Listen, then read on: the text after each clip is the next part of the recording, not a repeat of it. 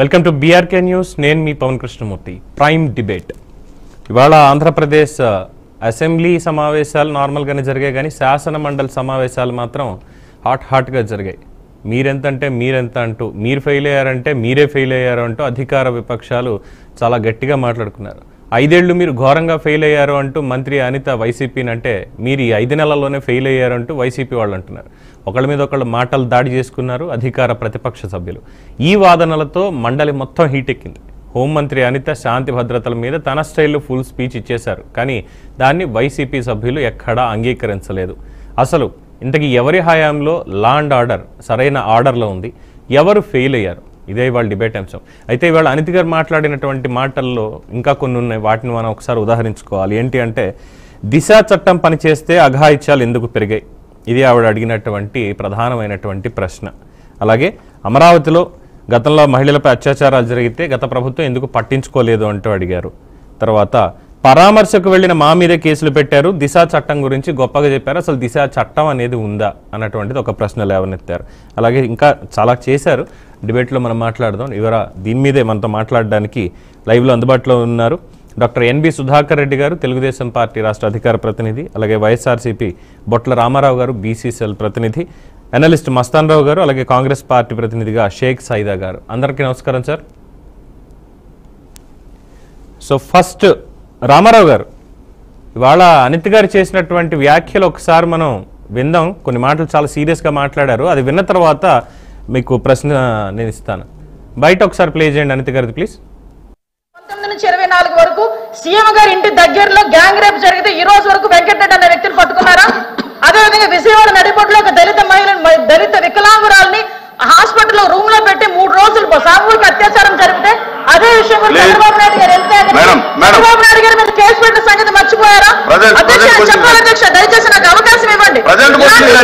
చెప్పాలంటే కొన్ని పనులు చెప్తాను. ఇలాంటి సంఘటనలు దిశ చట్టము, దిశ యాప్ గురించి మాట్లాడుతున్నారు. గౌరవ సభ్యులు కూడా పోలీస్ డిపార్ట్మెంట్ నుంచి వచ్చారన్నారు. సంతోషం అధ్యక్ష.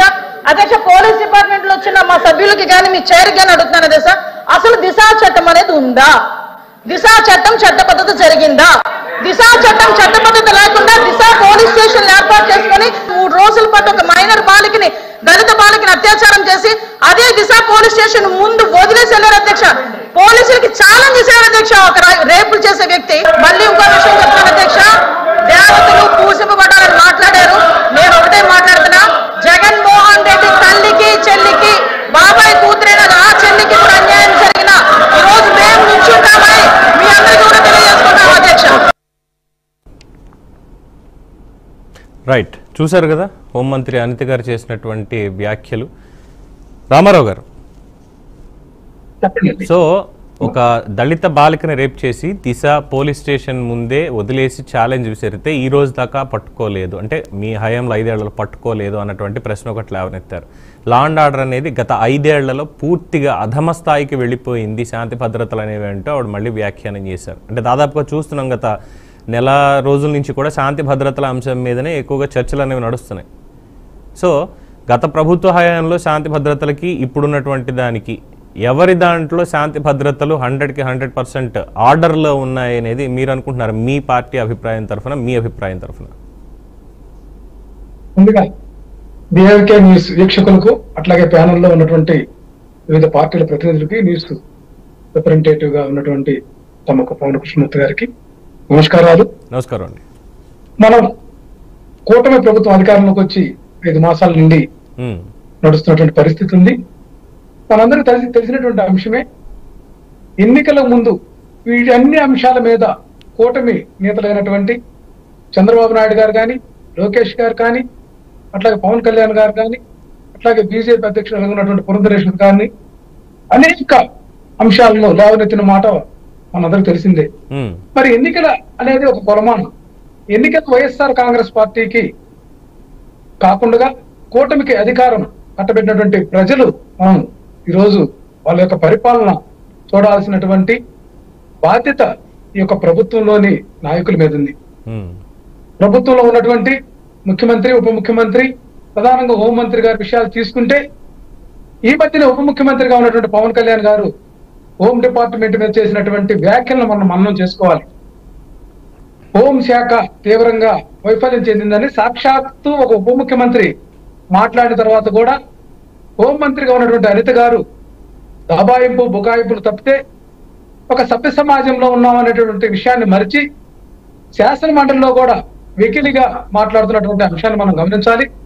దిశ చట్టం గురించి చూస్తే ఒకవేళ జగన్మోహన్ రెడ్డి గారి మీద మీకు కోపం ఉంటే, వైఎస్ఆర్ కాంగ్రెస్ పార్టీ ప్రభుత్వం మీద మీకు కోపం ఉంటే వేరే విధంగా స్పందించడం కానీ మహిళా తల్లుల కోసం రూపొందించినటువంటి దిశ చట్టం రూపకల్పనలో లోపాలుంటే మీరు సరిచేసి ముందుకెళ్ళొచ్చు కదా.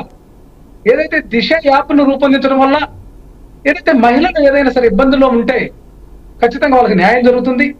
వాళ్ళు చెప్పుకోనటువంటి అంశాలు దిశ సంబంధించినటువంటి నెట్వర్క్ లో పరిష్కారం కావడానికి ఆవశ్యకత ఉంది. మహిళలు కూడా అప్రోచ్ కావడానికి ఈజీ మెథడ్ గా దిశ యాప్ పనికొచ్చింది. రోజుకు 5,000 మంది దిశ యాప్ కు కాళ్ళు చేసినటువంటి పరిస్థితి. 85 లక్షల మంది రాష్ట్రంలో దిశ యాప్ ను తమ మొబైల్లో డౌన్లోడ్ చేసుకుని ఉపయోగించుకుంటున్నటువంటి దిశను కూడా వీళ్ళు తప్పుపడుతున్నారంటే ఈ యొక్క ఆంధ్రప్రదేశ్ లో ప్రజల యొక్క పరిస్థితి ఏంటనేది అర్థం చేసుకోవాలి. మరి హోంమంత్రిగా ఉన్నటువంటి అనిత గారు ఒక విషయాన్ని గమనించాలి. ఈ రాష్ట్రంలో కూటమి ప్రభుత్వం వచ్చిన తర్వాత జరిగినటువంటి అనేక సంఘటనలు, హింసాత్మక సంఘటనలు, వైఎస్ఆర్ కాంగ్రెస్ పార్టీ నేతలే వాళ్ళ యొక్క ఇండ్లే లక్ష్యంగా దాడి చేసిన అవసరం ఏంటి? మీరు వైకాపా ప్రభుత్వం విఫలమైందని మాట్లాడుతున్నారు. సరే, నేనేమంటానంటే వైకాపా ప్రభుత్వం సరిగ్గా లేదని చెప్పి ప్రజలు మీకు ఓట్లేసినప్పుడు మీరు సక్రమైనటువంటి పరిపాలన అందించాల్సినటువంటి బాధ్యత మీకు లేదా అని చెప్పి ఈ సందర్భంగా ప్రశ్నిస్తా ఉన్నాం. మీరు జగన్మోహన్ రెడ్డి గారు కానీ, వారి తల్లి కానీ, షర్మిల గారు కానీ అసెంబ్లీలో కానీ శాసన మండలిలో కానీ లేనటువంటి సమయంలో ఏదైతే శాసన మండలిలో లేని వ్యక్తుల గురించి ప్రస్తావించి కించపరిచేటటువంటి వ్యాఖ్యలు ఒక హోంమంత్రిగా తగదని చెప్పి నేను ఆమెకు తెలియజేస్తా ఉన్నా. అట్లాగే ప్రజలందరూ కూడా ఈ రోజు గమనిస్తున్నారు. ఈ రాష్ట్రంలో ఉన్నటువంటి రాజకీయ పరిస్థితులు చూస్తా ఉన్నారు. ఈ రాష్ట్రంలో ఉన్నటువంటి పరిపాలన మీద బేరీ చేసుకుంటున్నారు. ఈ రాష్ట్రంలో జరగాల్సినటువంటి అమలు కావాల్సినటువంటి హామీలు ఎందుకు అమలు కావట్లేదు అనేటువంటిది, గత ప్రభుత్వం ఇచ్చినటువంటి పథకాలను మీరు అన్నిటికంటే అంతకంటే ఇంకా మెరుగ్గా ఇస్తామని చెప్పి చేయకపోగా మీరు విఫలమై ఎదురుదాడి చేస్తున్నారు తప్ప మరొకటి కాదు. ఈరోజు సోషల్ మీడియా యాక్టివిస్టుల మీద దాడులు, వాళ్ళ ఇళ్ల మీద దాడులు చేయడం, వాళ్ళని పట్టుకెళ్లి పోలీస్ స్టేషన్లు వేసి 30 డిగ్రీలు ప్రయోగించడం, తర్వాత కోర్టులకి వాళ్ళు తీసుకెళ్ళినప్పుడు కొన్ని ఈ రోజు తుని కోర్టులో కూడా ఆ యొక్క మెజిస్ట్రేట్ గారు చేసినటువంటి వ్యాఖ్యలు వీళ్ళందరికీ కూడా తగిన గుణపాఠం బుద్ధి చెప్తాయని చెప్పి తెలియజేస్తా ఉన్నాం. ఏదైతే కేసులు ఒక చోట నమోదు చేయటం ధర్మం, కానీ అనేక 10 కేసులు ఉంటే 10 కేసులు పెడతా ఉన్నారు. ఒక కేసును చట్టబద్ధంగా ఏంటంటే ఎవరైనా సరే లీగల్ గా చూస్తే ఒక కేసును రిజిస్టర్ చేసిన తర్వాత మిగతా 9, 10 ఉంటే వాటిని అన్నింటిని కూడా ఎవిడెన్స్ గా చూపించుకోవాలి కోర్టులకి. అంతేగాని 10 కేసులు నమోదు చేయడం, ఏదైతే బాధితులు ఉన్నారో ఎవరైతే బాధపడ్డ వ్యక్తులు వాళ్ళు ఫిర్యాదు కాకుండా ఎవరెవరు ఫిర్యాదులు చేస్తే వాటిని కేసులు కట్టి పుంకాలుగా ఈ యొక్క డైవర్షన్ పాలిటిక్స్ లో భాగంగా ఇది 4వ వివాదం తీసుకొచ్చి ఈ రోజు ప్రజల నెత్తి వృద్ధాలని చూస్తున్నారు తప్పితే చిత్తశుద్ధి ఏమాత్రం ఈ ప్రభుత్వానికి కానీ ఈ యొక్క హోంమంత్రి గారికి అయితే మాత్రం అసలు లేదు. పవన్ కళ్యాణ్ గారే ఆమెకు యొక్క పరిపాలన విషయాన్ని నేను హోంమంత్రిని అయితే ఇవన్నీ సరిచేసేవాడిని, పోలీస్ శాఖ ఏం చేస్తుంది, నిద్రపోతుందని ప్రశ్నించినటువంటి